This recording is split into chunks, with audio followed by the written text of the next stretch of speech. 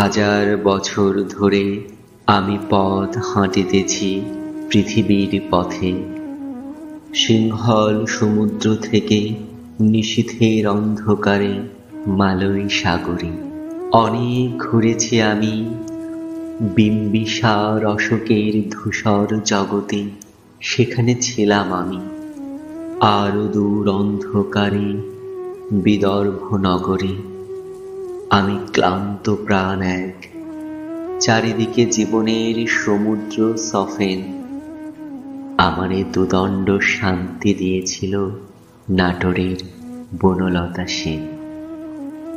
চুল তার কবেকার অন্ধকার বিদিশার নিশা, মুখ তার শ্রাবস্ত্রীর কারুকার্য।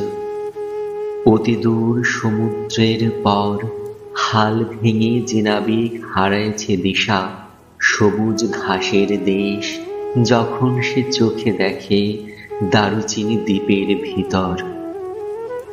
তেমনি দেখেছি তারে অন্ধকারে, বলেছে সে, এতদিন কোথায় ছিলেন?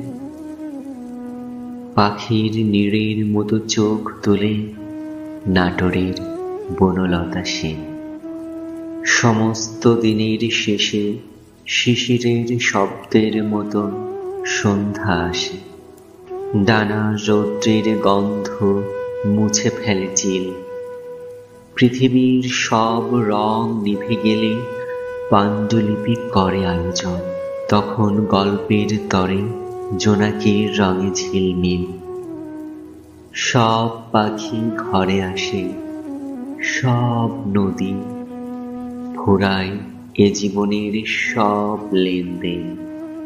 থাকে শুধু অন্ধকার, মুখোমুখি বসিবার বনলতা সেন।